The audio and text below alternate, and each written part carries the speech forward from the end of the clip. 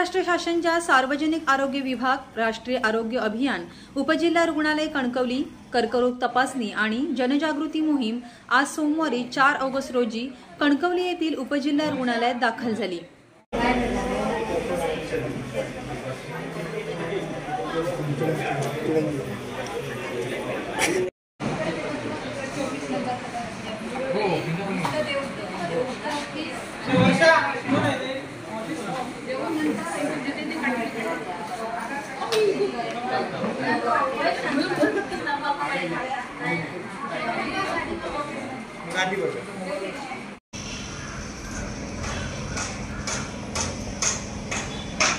या कर्करोग तपासणी आणि जनजागृती शिबिराला नागरिकांचा उत्स्फूर्त प्रतिसाद लाभला, असे वैद्यकीय अधीक्षक डॉक्टर विशाल रेड्डी यांनी सांगितलं।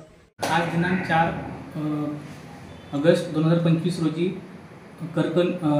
निदान व्हॅन ही उपजिल्हा रुग्णालय कणकवली येथे आलेली आहे। त्यासाठी उद्घाटनासाठी श्री अण्णा कोदे साहेब व डॉक्टर चिपळूणकर सर हे जिल्हा रुग्णालयावरून आले। जिल्हा रुग्णालय कणकवली येथे कॅन्सर व्हॅन आपल्या सेवेत कॅन्सरचे निदान करण्यासाठी इथे आलेली आहे। कॅन्सर तपासणीसाठी त्याच्यामध्ये मुखाचे कॅन्सर, गर्भपिशवीचे मुखाचे कॅन्सर व स्तनाचे कॅन्सर हे तपासणीसाठी आपल्या इथे गायनेकोलॉजिस्ट आलेले आहेत व डेंटिस्ट हे मुखाचे कॅन्सर बघण्यासाठी आलेले आहेत।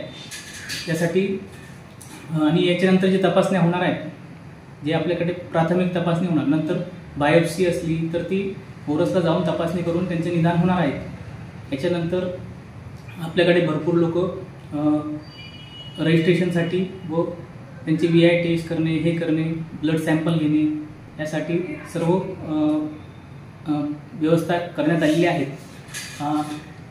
आता हे जे कॅन्सर आहे त्याचे निदान होण्यासाठी आपण सर्वपरीने प्रयत्न करणार आहोत। इथून समोर गाडी कॅन्सर व्हॅन जी आहे ती समोर कनेडीला उद्या जाणार आहे व नंतर नांदगाव, त्यानंतर फोंड्याला जाणार आहे। तरी सर्व